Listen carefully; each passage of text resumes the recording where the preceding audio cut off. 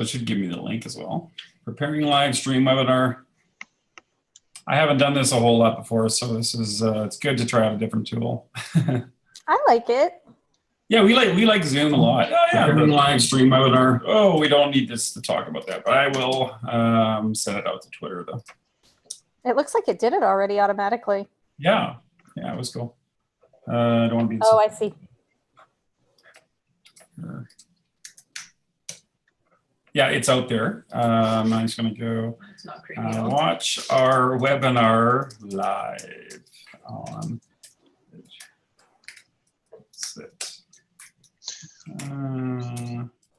Here's a question. Does Zoom also have a chat feature, or is it just sort of the Yeah, if just you the go to video? the bottom of your screen, there should be a chat button. Okay, I'm looking. Oh yeah, there it is. It's kind of covered up by this bar on my computer. There we Yeah, go. it's Zoom seems to have a hard time playing nicely with other parts of your computer. There's a more button and chat. More. Yeah. Okay. Yep. Found it. Thank you. All right. So what we've got a short slide deck. And just to kind of introduce the topic, and then we're just hoping we'd have a little bit of conversation if that works all right. There we go. Oh yeah, we see your Alex, we see. Yeah, okay, so I'll send that out, and so there's the YouTube live. Weird. Okay, a lot of stuff going on here. I need like a whole technician or something. Right, I'm on Right? We got a couple of viewers. Oh, Sherry's there. That's good.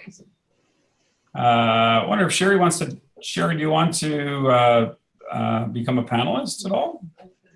Yeah, come on in, Sherry. You can probably just go with both. chat. And then Pippi, can bring you in as well. Go for it. Hello from Greece. Excellent. Did you want to get promoted to a panelist and Sherry would be okay? Awesome. Okay, so we're going to promote you. I sent Sherry. And there we go. Excellent. And so we can always demote you if you want, but hi there. If you're badly behaved. If you're badly behaved. So we're all here. So hi there. Tikanis. Oh, I can't hear your voice. No, mic's muted. You have to unmute. It brings you in as muted, which is probably a good thing, but you do Yeah. have to unmute. There's a button up at the top. And Phoebe, you can, there's a mute button if you'd like I can to use. Oh, you can unmute. She says she's good. You're good. Okay. But if you want to speak later, that would be great. And hi, Sherry. It's great to see you. Hello. Hi. So we've got a bit of a presentation. It'll be really super short, talking about sort of where digital citizenship comes from, at least in our mind, what the origins of it, and a bit of why what our standard look at digital citizenship may actually do to the concept of citizenship itself. And I think that's really important because, as many people have suggested, that citizenship gets lost in this whole idea. It becomes much more of a cyber safety type of conversation, which I don't know is necessarily the one that we should be having especially when we're really trying to strive towards citizenship. So feel free to cut us off at any point. I've got a few slides. I'll share the screen. Or if you're shy, you can raise your hand. Yeah, you can do that as well. And I think Alex is watching the hashtag, and feel free to cut me off anytime. So you should be able to see my screen now. And so Katya and I are from the University of Regina. We teach courses in educational technology and media, and we spend a lot of time with digital citizenship. And really, there's me. I don't think anyone needs to know more about me. I'm all over social media. I do this. I'm really happy to be in the ed tech world. And Katya, do you want to say anything about yourself? Sure. I'm also a PhD candidate. Oh, I should change that on there. Yeah. It's been a few years. You should. Anyway, so I'm a PhD candidate in education, and my work is actually around the way that pre-service teachers address issues of social justice and anti-oppressive education online. So kind of taking citizenship to the next level is pretty important to my own beliefs and my own work. Yeah. And so when we often look at digital citizenship, we find that it comes, a lot of it, the origins at least are informed by the sort of the cyber safety terminology that was used, especially in K-12 settings at the beginning of the 90s, really, when we started to see the internet really become a bit more dominant in classrooms. And I remember like signs like this that were kind of pasted on walls. You know, this idea that, you know, the cyber stranger that you might encounter that, you know, is going to take you away, or that you had to be really worried about. And of course, the idea of, you know, who you're actually talking to online has been a concept that we've seen for a long time. We don't really know. And then with catfishing recently, that's a whole other presentation. Really, you don't know who you're talking to online. This is one of my favorite shirts. This is a guy by the name of Paul Wood. He's a tech director at a school in Texas. And yeah, I think everyone should probably wear this with students at some point just to kind of remind them about who they might be talking to online. But not that these narratives are necessarily bad. It just doesn't really speak or scream citizenship to me. It's much more of a personal responsible model, which we'll talk about.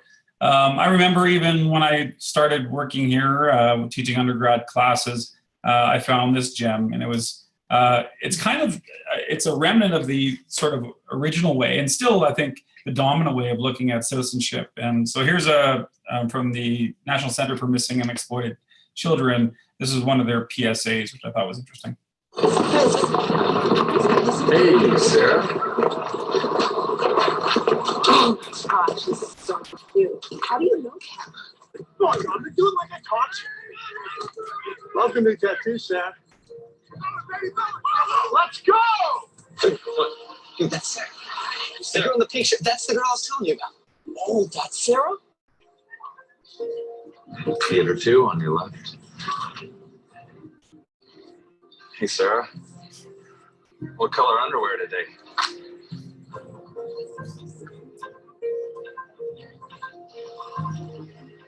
Hey, Sarah. So when are you going to post something new? Anything you post online, anyone can see. Family, friends, See you later, Sarah. even not so friendly people. Think before you post. So any comments from the panelists on the video, or what you think, what screams out to you? Any thoughts on that? Or we kind of move on? Well, it's just a scare tactic. Yeah. Yeah, and it's, I mean, in this particular kind, it's really gender bias, and that's it's every guy that you're ever That's going a good point. which I think is interesting. And it's really a reductionist view of what you can do and how you can participate online, that basically anything you do, anything you post is going to be seen by anyone. And it doesn't actually say that could be a very good thing, right? That communities are born from things that you post online. That whether it's, you know, political activism, or whether it's, you know, supporting other groups, there's all sorts of positive things. But it's about, and really here it's like, don't post anything online, which really kind of negates the whole sort of the birth of Web 2.0 and the ability to actually post anything online. Certainly just the app generation. And of course, there are consequences. One of the famous cases is Amanda Todd, where, you know, she was in a chat room, and this is the BC preteen that unfortunately ended her own life. This is one of the videos that she posted, I think a few weeks before she passed away. And, you know, the idea that she was extorted for she was basically, she did something online that she perhaps so she would have regretted for sure.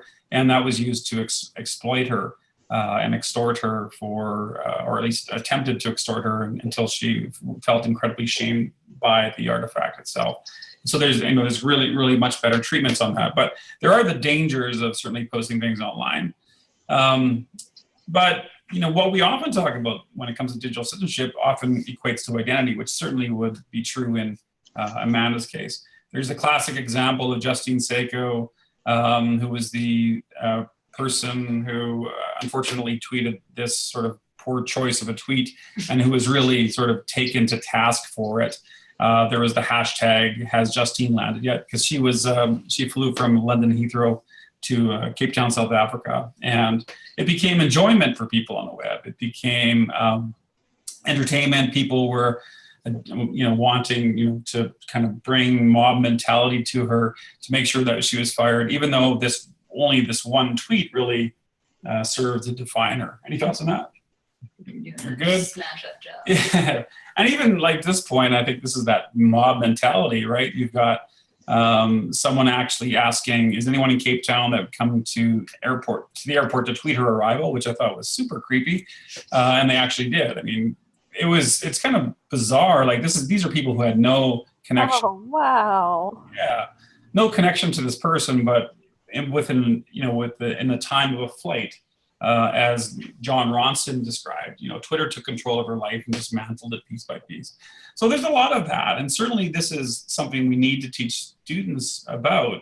But again, it's really that negative, conserving type spin when it comes to the way that we post things online. And of course, with the generational divide, we see young people posting selfies who might be unaware contextually or culturally of the things that, lines they shouldn't cross, that selfies aren't perhaps okay everywhere.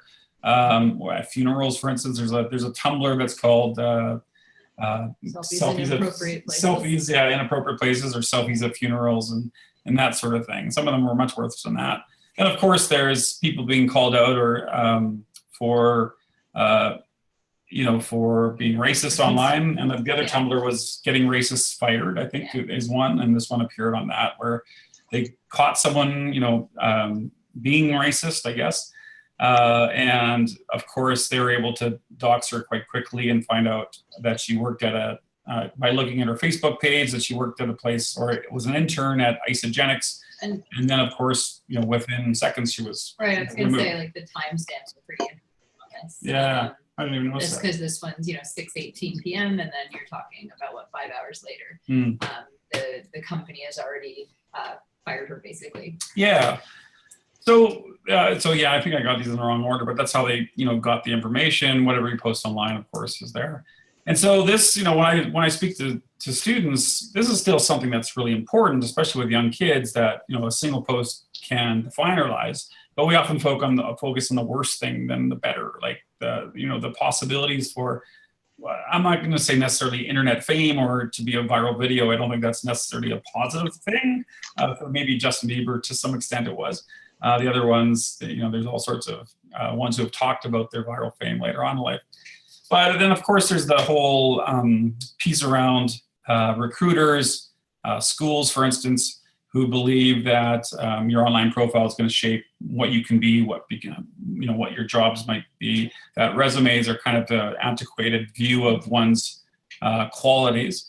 This was the Harvard one recently, just yesterday, I think I saw this one, where for some reason I've got the little black thing. Does it actually show you the full? I can't read it there. Oh yeah. Harvard rescinds admissions to 10 students for offensive Facebook memes. And these were in private rooms. Like they were actually in, I think, 4chan spaces, or not 4chan. I think there was a mention of 4chan. Facebook, but it was a private room, right? So even things that are private, or you think that they're private, whether it's promoting memes or when they're in bad taste, even a retweet or a like of something certainly does say something. But there's certainly that obsession with these sort of these negative things.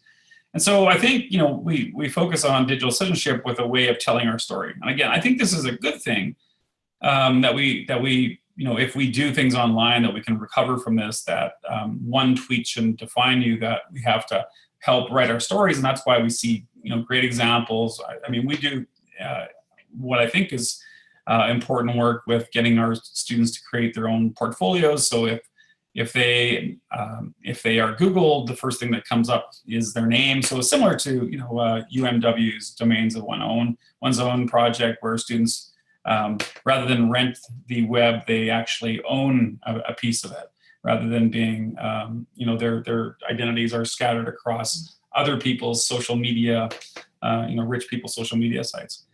But when I think it comes down to it, this is still a very limited type of citizen. And this is where I think Katya's work and I've been starting to look at is this idea of what kind of citizen. And this was in the blog post that we shared. But if you look at Westheimer's work, the idea of what kind of citizen are you, and you can speak more to this. Yeah, and so this was, obviously more than a decade ago, but basically it's Joel Westheimer's work. And yes, he is the daughter of, or the son rather of, what's her name? Dr. Ruth. Dr. Ruth, yes. Yeah. But so he talks about how, often when we think about citizenship in schools, we're focusing on that personally responsible piece, right? Like, you go out and you mow your lawn and you follow the laws and those kinds of things. And he talks about the need to move past that to kind of a participatory citizen where you're actually leading sort of activism, or just being running for office, maybe being a much more active member of your community, and then even justice oriented where you're looking more so at the underlying causes of particular social inequalities. And I guess we are trying to think of what that might look like online. Yeah. So we just sort of brainstormed and thinking about personally responsible. Again, that's sort of that lawn mowing type of mentality, like take care of your communities and local communities, or even local online communities. Donate, kind of taking care of things, not being offensive, being fairly neutral on most subjects. And I think that's fine. I mean, certainly for many people, that's one way of looking at citizenship. And you need that, right? Like you need that as the base layer, right? But it is very individual focused. You're not going to make great change that way. Right. But when we move into other types of citizenship, there's the more active ones, and participatory, standing up for others, engage in non-hostile political discourse, fundraisers. I mean, whether it's a GoFundMe page or whatever else, this is that participatory type. And I think that's also a fairly natural and a fairly easy extension for a lot of people as well. I think most people will easily get to this sort of layer. The one that's, I think, most difficult, and I think the one to me is one of the most, well, it's perhaps not the most important, but it's certainly an emerging importance, because you can't do this without the others, I don't think. That it's, seeks to understand the root cause of issues, campaigns to work towards social change and equity, willing to call out injustices, and a lot of that stuff is done online. But this is that really nebulous space where you can get judged very quickly on this. You can be trolled, you can be doxxed, you can be, this is that scary place where when you start to have any stance, whether it's political or cultural or whatever it might be, you get called out on this very quickly. This is not the safe place to be. And for some voices, this is easier than others. Some groups, this is easier than others. But I think, without this, and I guess there's some question, what good does it do? We would hope that there's some good. And of course, there's people saying that you shouldn't, keep away from this. We know that there's academic freedom in universities, but there was a U Ottawa dean warned faculty to not speak against, with politically charged sentiment, which what do you speak about? Is like, I don't even know. Most of my tweets wouldn't even be there. But this idea that our faculty are warned. So even with the idea of academic freedom, we shouldn't be able to speak with politically charged sentiment. There was an example in our own province where a nurse crossed the lines of her professional union, I guess, in talking about her father's hospice care. And it's that sort of that fine line of what you can say, even though it's your father. Being a nurse, of course, you shouldn't really speak about these things. And I can understand the professional conduct in this case. But in terms of, in question, I think this hopefully will frame a bit of this. I guess thinking about some questions. If we think about how we see digital citizenship in your context or the context of, what is, in terms of how we actually teach it, the curriculum we might use, or the types of topics and subject we might use, what's made possible? What type of citizen is made possible by by that information? And then because citizens are made up of, our societies are made up of citizens, what type of society is made possible by these standard models of digital citizenship? So I'm hoping to start there and think about, what are the implications of teaching without all of these layers, or maybe layers that we haven't even considered at this point. So I'm wondering if we can hear from the panelists, if you have any thoughts on this, or on anything that we've talked about so far. Try to keep it short. I think that was great. Thanks, you guys. Those are big questions that you have there. But I have a question that I was thinking about while we were doing this. And it's just that, I'm a couple of years into thinking about this. I teach a first-year seminar in digital citizenship. And I think the biggest thing that I struggle with is this oversimplification of the idea, right?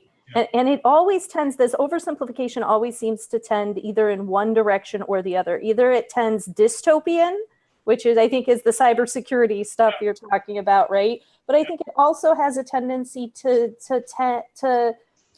trend over to the utopian, right? Where, the democratization of the web is going to make it so that we can all share our information and it's going to be wonderful, without really critically thinking about what can go wrong. And I think that thinking about it in those ways does a disservice to the middle, which is what I think the reality is. The reality is, thinking about our first week of DigSys with Bonnie Stewart, right? DigSys is people, right? It's still people. And the unfortunate truth is people sometimes are wonderful, but sometimes people aren't wonderful. But getting back to, so I think my bigger question is, how do we get people to really kind of take this seriously? Yeah, that's a good question. I mean, that's a tough question. Rather than, I've been called in, I've worked with a number of organizations, whether it's universities or sports teams or others, where I only come in as the guy that helps to clean up or restore one's identity. I've worked with people who have had shady sort of name, who have had a name that perhaps is the same name as someone with a bad reputation online. So how do you reclaim your identity and so on? It's often that sort of reactive perception to whether it's identity or if your particular message, like if a company or a university tries to be cutesy with a particular meme, all of a sudden it's taken over, right? Like it's taken over and used in a way that's negative. Like what was the pasta company? It was like, I forget what it was, but there was the hashtag why I left. Yeah. And so I remember DiGiorno, right? So this is a good example of, those hashtag backspites, like people who don't really understand it, even in the corporate world. The why I stayed hashtag was around corporate, around domestic abuse and women's legitimate reasons. Oh God! And they didn't look at the hashtag. Yeah, they created an ad campaign. So they around said it? why I stayed, and it was around stayed for DiGiorno pizza or something like that, or whatever it was. So something like that, just totally. It's this.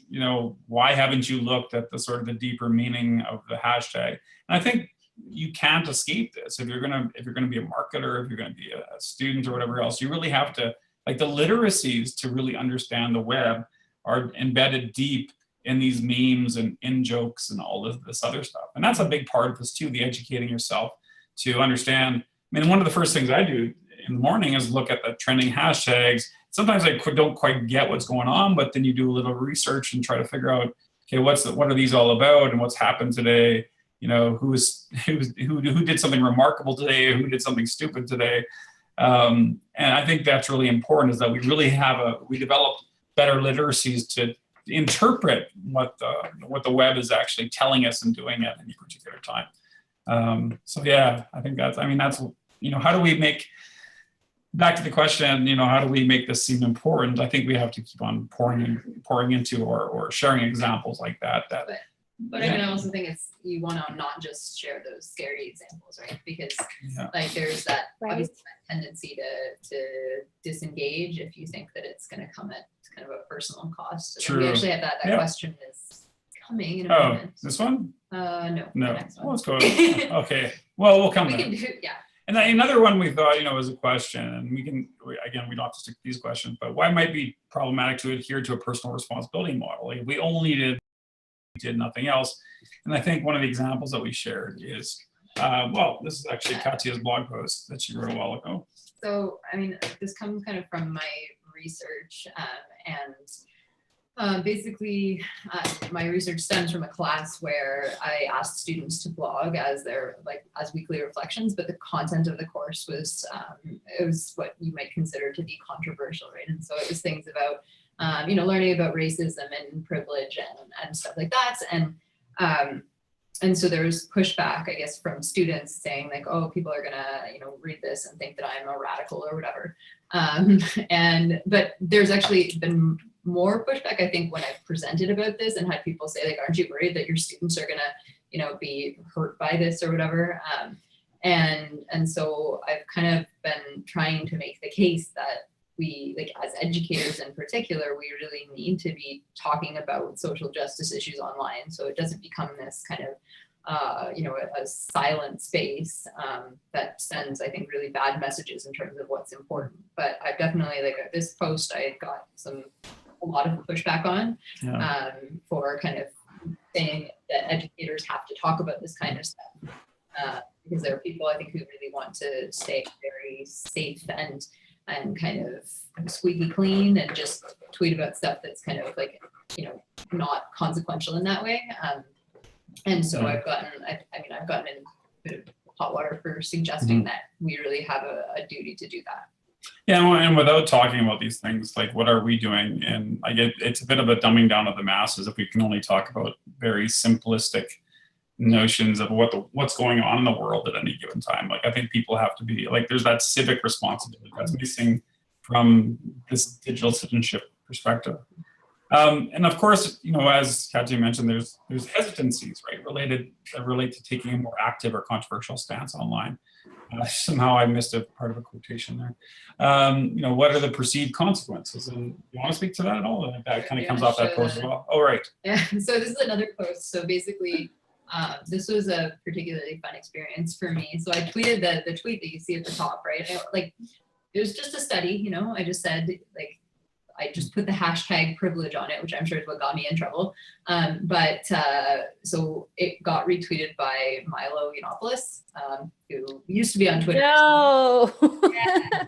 Got retweeted by him. And the Milo army came out. Yeah, and it was pretty rough. Like I logged back onto Twitter, and it was like just this kind of stream of insults and like really inappropriate comments. Like I called my dad and I was like, just can you not look, because you're not going to like what you see. But it was really interesting to kind of be the subject of this. And like, I don't care. It doesn't really bother me. And I have enough privilege that it doesn't, like, it wasn't horribly detrimental to me, but it was certainly something where, I brought it up with my students and we had to talk through, like, is it, what are the risks here? But if I tweeted the same thing and you tweeted the same thing, and you were just tweeting an article, like you weren't even saying an opinion on it. When we've done this, we've tweeted very similar things, and I very rarely get hammered. I'll show you, in terms, I never get Milo on me in particular case. I guess that's not possible now anymore, but off Twitter. No, you can't ever have that particular. But just the idea that even your profile picture will say how you will be treated. It'll determine depending on what you have in your face or color, your whatever it might be, is your ladiness, I guess. I feel like I've seen some research where people have done that, where they've switched their profile picture to, like, say, a Black female, right? Yeah. And everything changes. Yeah, right. Changes in treating your responses.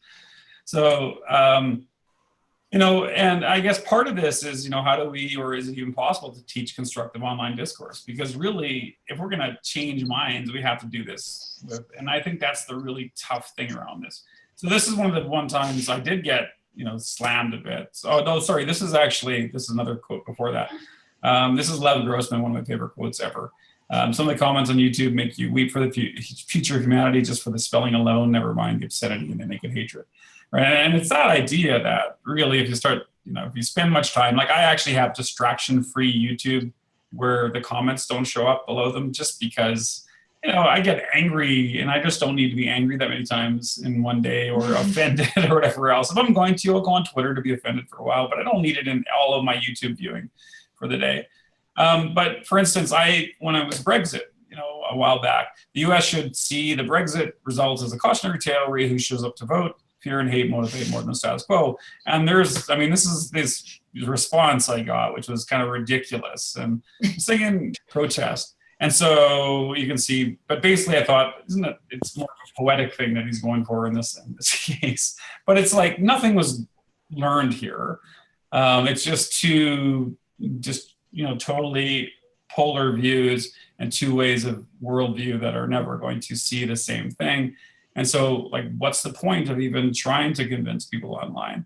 And so, do we teach for this? Do we teach that as part of, like, do we help students build better spaces online that are, better points of discourse or points of sharing? Do we have to develop our own? How do we actually get students to? How do we get the conversation to a deeper place, especially given the current political crisis that I think we see across the world? So I have a question concerning that. What level of student are we talking about here?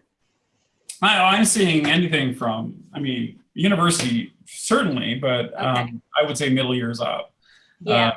To some extent, middle years, high school. I mean, I think it's incredibly important, high school, to be doing it. I also think what's interesting, I mean, if you think of the examples that Alec gave at the beginning in terms of Justine Seiko and America, like the bullies in these situations were actually adults, right? And that's kind of interesting to think about. In terms of like, well, so how are we not just preparing kids to like be good people to each other, but I don't know if there's a way to get them to help the older people. Yeah, and how do you deal with trolls, and how do you deal with doxing, and how do you deal with just a bad comment? Like the idea of, do you engage? Do you block? How do you block? How do you ensure that you block? How do you, and obviously depending on how you come forward with a particular statement, you could expect, more defensive type of quote, or protest, I guess, coming back to you. Or if you're very beige about everything, then you shouldn't have a problem online. But do we want to be beige online? I guess that's part of it. Well, and I mean, that's in education. I think that's that whole fallacy that education can be neutral, right? Like if you're beige online, it doesn't mean you're actually beige. It means that you're not talking about things that are important, and that's something in itself, right? Yeah. So it means you don't care about those issues. They don't affect you, right? I like this. Clive, just looking at Twitter, Clive says, if our online existence is sterile, how will it grow? And I think that's a really great point. So thank you, Clive. Good to see you watching somewhere. But I think, right? Like you need that piece. And like, if we are a certain way in life, you would think that people would probably tend to be a bit more political or open, at least in private spaces. But it all falls apart when you come into these public spaces, which again, for some people, it's easier than others. But it's a question, I think, if we really want to take up citizenship and not just some sort of cyber safety, clone or derivative. But I mean, I think even the things that you're talking about, like how do you block people? How do you respond to that? Yeah. Stuff? That's important to learn that, that can be learned by much younger people, and we can approach it in that way. It doesn't need to, we don't need to show middle year students doing awful stuff, but we can give the example of how do you block stuff, what does it look like? Yeah. Well, was there any way in this particular case for me to engage with this person in a way that, he would change his mind even a little? And if I don't feel that way, do I, I could do what I did here. I don't know if I'm saying this is a good example of what I did here, because I sort of took him to task a little bit and blocked him. Maybe that's not the greatest example. That's not the way I would normally teach my students to do it, but you're in the moment and let's just kind of play around with it. But what would be the best way? Because I'm not getting anywhere by doing But this. I think it's also the recognition of looking at his other tweets and looking at the conversations he's engaging in and going probably not. Yeah. When I had all those people, the Milo army attacking me, I figured the best way to deal with it, to model that for my students, was to blog about it, right? And just kind of put it all out there. And instead of trying to hide from it or trying to take on every individual person. Yeah. Because I think it's really important to me to model that we don't just ignore things online, but that there are ways of taking a stand that don't get you into this like stupid, ugly Facebook back and forth. But that's wonderful that an exchange online will motivate someone to write and to really illustrate and deepen and clarify their thoughts on something. Like if we can have those real life writing prompts, I guess, in a sense that someone said this, you believe this, let's expand this. Let's actually get into what are the core of your beliefs. How do you agree and not agree with this? But I think one of the bigger things is know that. I mean, culturally, many different cultures talk about the power of listening. And I don't know, in a chatty type of medium, such as social media, such as Twitter, you can really listen. Like the listening is sort of, if there's not 140 characters for, listening to you, I mean, you might have read something to your heart, but that's a pretty ambiguous thing. I've got a couple of comments there. No, there's a new person who's going to come in. Jeffrey, you want to come in? Okay. I just asked him. All right. Yeah. Any thoughts so far from anyone? Well, I was going to say, Go on. like, in terms of, I feel like Facebook gets this bad rap as like the place where nobody can ever have a reasonable conversation about touchy issues. But I also know, like, I have a lot of my former students are now, friends on Facebook, and because they are university, so I feel like that's like, okay. for me, that's okay. Yeah. But so I've seen many instances where, there's been like really nasty stuff being posted or like super racist stuff. And I see my students come in and speak to it and kind of like they address it online. And that to me is really super powerful to see them like, just actually stepping up and being active in that sense. So I feel like that's kind of what I'm hoping for when I'm teaching, that they'll feel confident enough to do that. Looks like Jeffrey's got something to share. Yeah. Jeffrey, you want to, I think your mic's on. You just have to unmute yourself, or we can do that for you. Unmute him. I'd love to hear from you. There we go. Here we go. Yeah.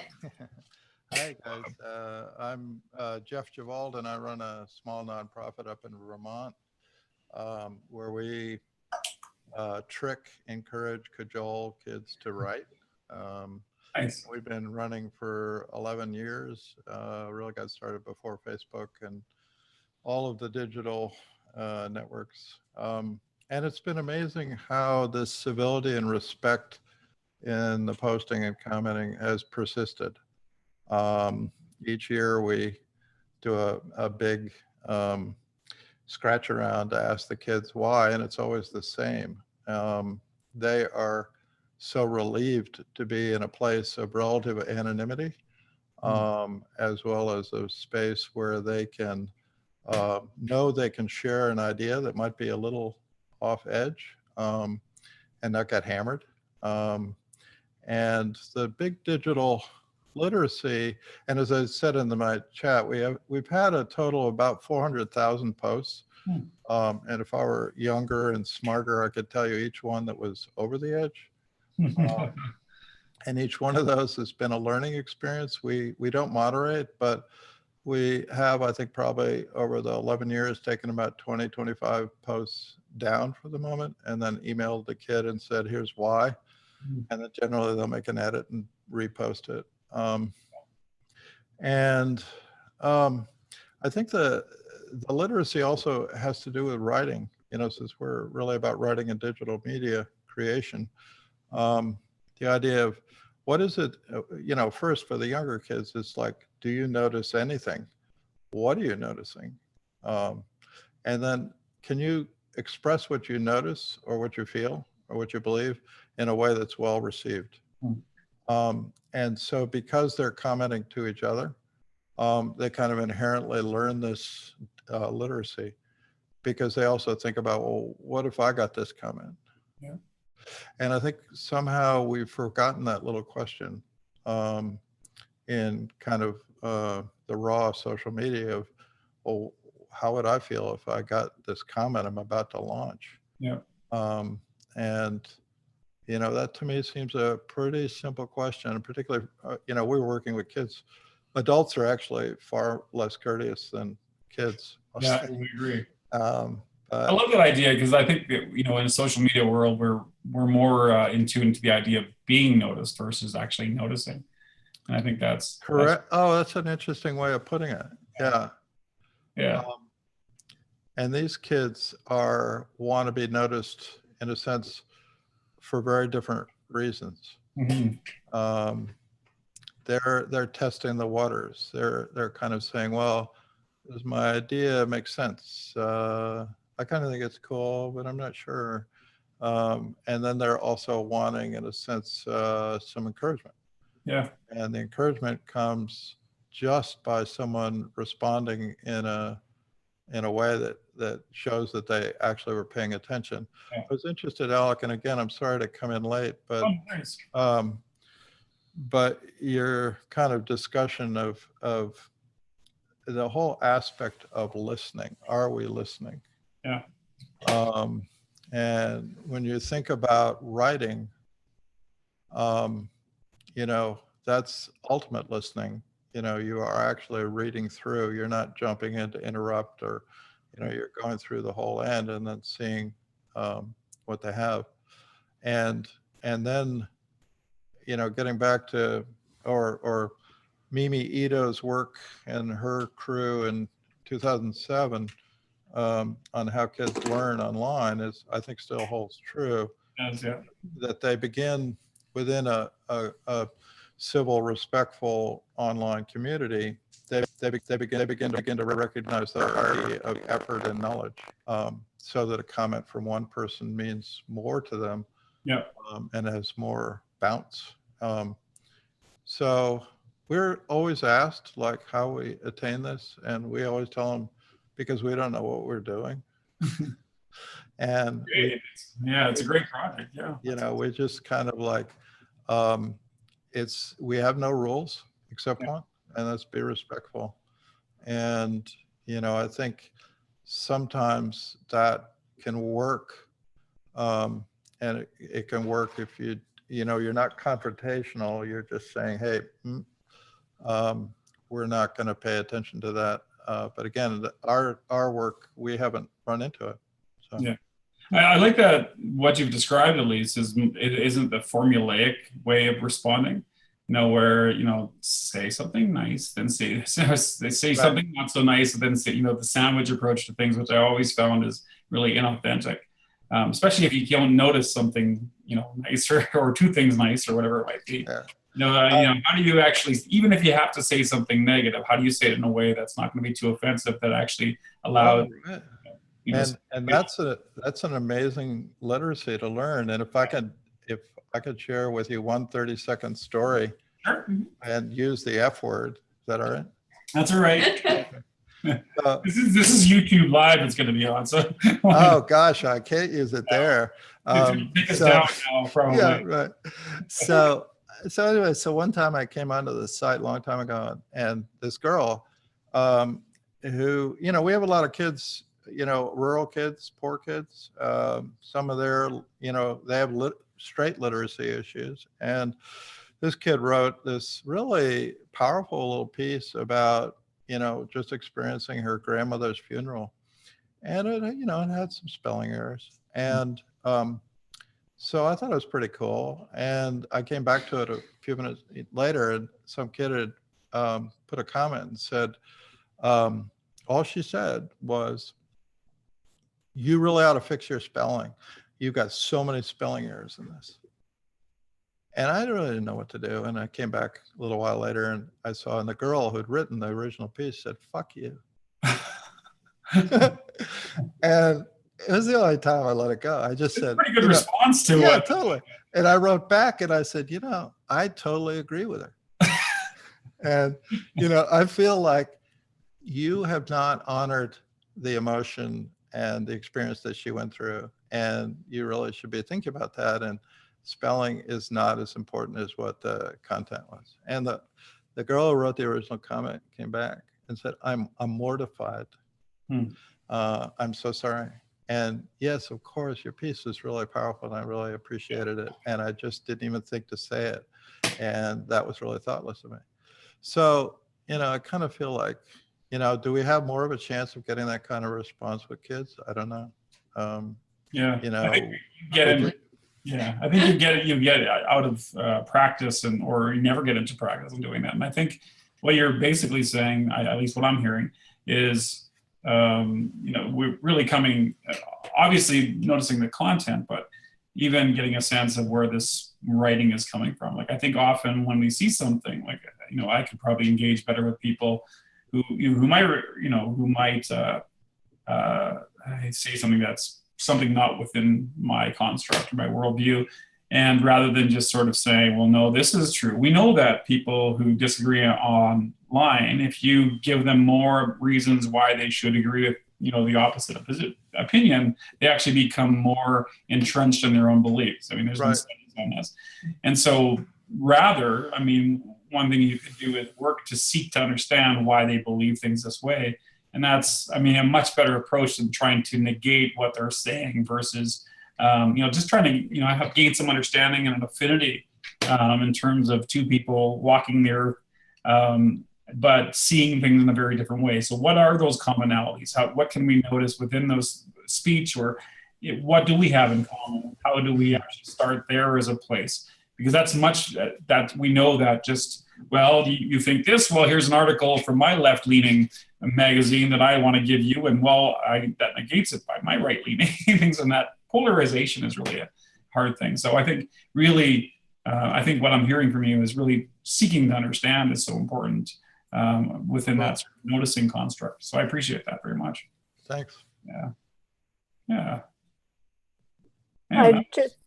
I'd just like to say, I don't know what grade level you said, but having worked in middle school, that's what I have seen, is that in their blogging or even in their Google Classroom, having that conversation, and when somebody is rude, having the students actually say, I think you could have said that a different way. They're helping themselves to learn. Yeah. And one thing I share with my students is that Randy Nelson from Pixar taped the first 2 minutes of his YouTube video where he says at their improv, they accept anything and then they make your partner look good. So even if you don't agree, but just accept what they say, and then in your response, make sure that you're acknowledging and making them look good. Yeah. So we try to talk about that. And I think when you started talking about the social justice citizenship thing, that's where the conversations are going to be important, because people are going to be at opposite ends of the spectrum, and how are we going to come together? Yeah. And I'm wondering if I'm starting to see in Facebook that, and I've been posting, I just, controversial stuff because I feel like I have to speak up. But now it's becoming more that, okay, why are they posting that? What did you mean? And I'm seeing more conversations back and forth to try to understand each other. And I'm hoping that maybe we'll evolve into conversations instead of, no, this is right or this is wrong. I almost find like a lot of people on Facebook have weeded out the really polar people that aren't going. Like, I see people culling their Facebook feeds together, and what's left over and a lot within feeds, of course, it's always different for everyone, but at least certainly in my feed, are people that may not agree, but are in agreement that agreement is good. that we need to agree more on things, that we need to seek understanding and some sort of agreement, whether it's total agreement or not. I'm finding that. So I'm actually finding in my Facebook feed that there's more and more people that come together nothing is ever, I think there's closer to consensus than I've ever seen before. And I think that has a lot to do with culling people who are not willing to even budge a little bit. And I think there are some really interesting tools to kind of get a sense of what that looks like. So I used Politic Echo. And it's kind of great because it basically rated, it went through my Facebook friends and kind of ranked them in terms of, where they fall on the political spectrum based on their posts. And so I was able to see just how like just how blue my friends are for the most part. And then I've got like a couple of very, like there was like one giant red dot and I knew exactly who it was. And a couple of the little ones, but it really kind of reminded me of just how kind of how much of a bubble my Facebook is in a lot of ways. Yeah, good to to self-assess and understand there's a reason why so many people are agreeing with you. And do I need to? What's the other one? There's a no, I didn't. But and then there's also Escape Your Bubble, which is on Facebook too. And what it does, I don't like it as much, but it puts articles in my feed that come from kind of the other end of the political spectrum. Some of them I look at and like, nope, still, this just makes me not like that even more. Yeah, that's true. But the other one that's really good is flip your feed. Yeah. Is that what it is? Flip your feed something. Anyway, it's something on Twitter, and basically it's flip feed, and basically you install it. It's like a Chrome extension that you put on Twitter, and then it'll show you the Twitter feed of somebody who is determined to be like opposite from you politically, and then without kind of being able to see the face of the person or who they are, and it's quite interesting to kind of see what for me, what a right-wing Twitter feed looks like. What was that other one? It was the Washington Post one, I think, where it shows, it's the one that they show two feeds. Oh, yeah, blue feed, red feed. Oh, blue feed. I think it's, red feed. Which I think was interesting too. I'll throw this one in too. This is more of, and I don't know if it's out of date. No, it's not. They've changed it. Changed it. Okay, that's cool. So this one, and again, this is very political, but what's interesting, so if you look at President Trump, for instance, you might see what your Facebook might look like if you were a liberal or a conservative. And it just kind of gives you a sense of, what one's feed looks like if you are clicking on right-leaning articles versus left-leaning articles. I think that's it's really important for us to understand the bubbles we're in and how that further polarizes political views in many ways. So I think that's a cool tool. It was really interesting during the election, just looking at the way that Hillary Clinton or Trump was being kind of portrayed in the media. Yeah, so I'll stop the share on that one. Okay. We've got about 5 minutes to go. Are we? Look at that. We have managed to say semi-intelligent things for this whole time. For sure. Well, I didn't want to go too far. I want to thank those who came. Alex, you've been quiet. Do you have anything to add or say? Yeah, I guess what I've been thinking about is, the tension between sort of public spaces versus private spaces online, and then in that also the different types of conversations that have in different platforms, and really thinking about Twitter. It's so short, and it seems like it's almost more of a debate in a lot of ways, right? Like people are trying to win, and they have a short amount of space to do it. So it can become very polarizing. Whereas, when you're on your own personal blog and somebody's commenting, it might be more of a potential dialogue, and where you might be able to get a conversation going. And I think one of the ways, to sort of, call out or sort of interrogate people that have viewpoints that might be different is to ask questions like, try to figure out why they believe what they believe. Ask questions like, why do you feel this way? Or what do you mean by that? Are sort of simple, sort of opening questions that are just seeking clarity and saying, like, you just said this. Well, why did you say it? Or what do you really mean by that? And I think those are types of constructive ways of asking and trying to bring something into a dialogue that it might be set up to be a debate. And so again, trying to shift your debates, even if they're public, into a dialogue. And I do think that for kids, private spaces is a good potential place to learn, but it's also, there's training that needs to be done, right? Like I learned about the comment sandwich very early on, and, say something nice and then ask a question, or,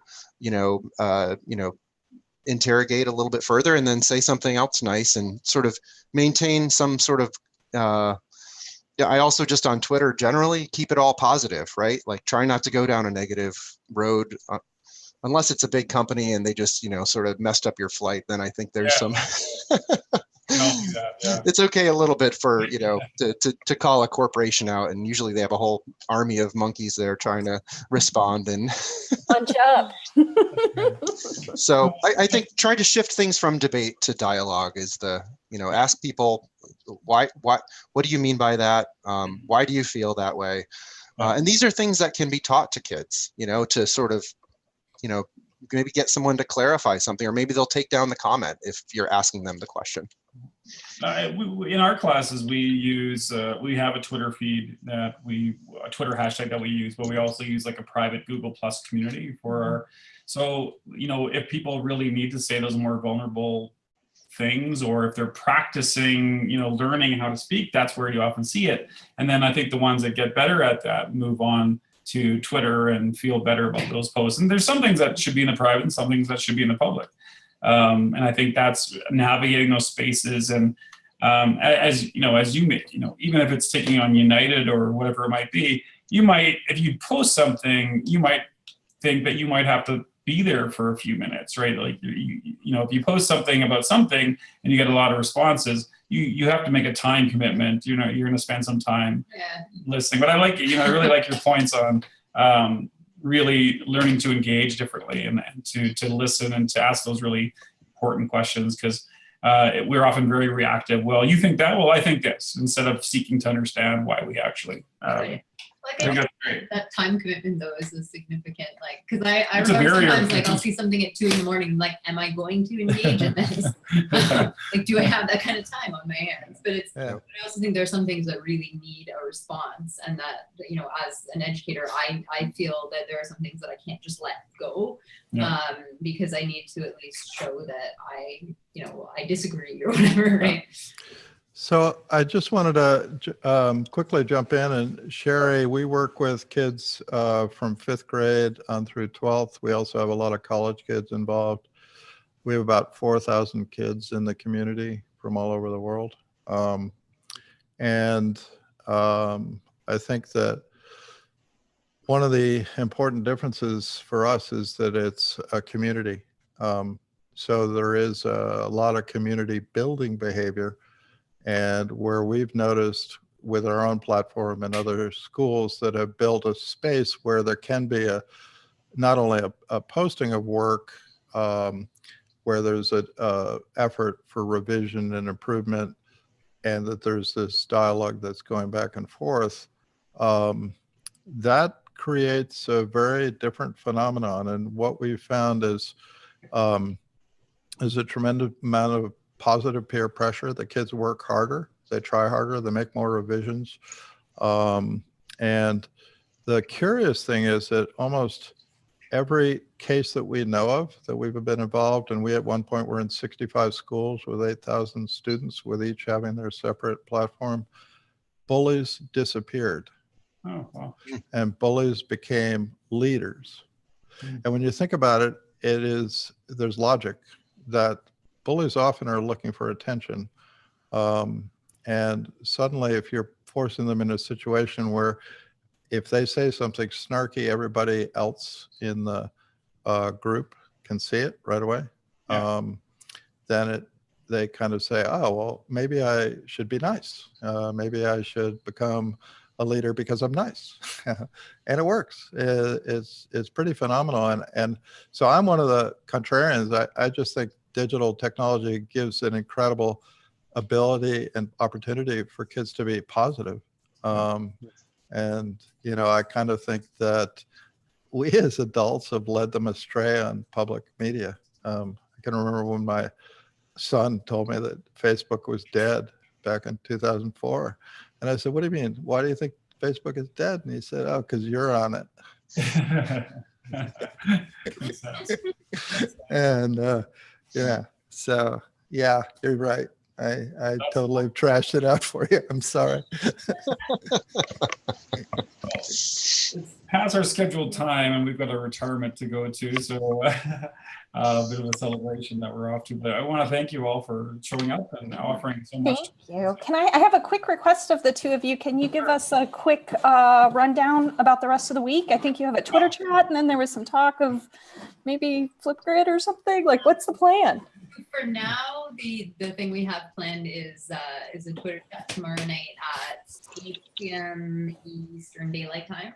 And I think we'll kind of go from there and see if we can, maybe we'll put something up on Flipgrid by the end of the week to kind of get people's thoughts on how things went.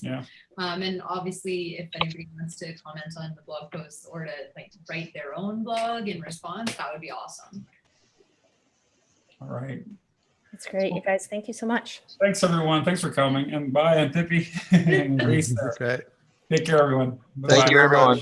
Bye.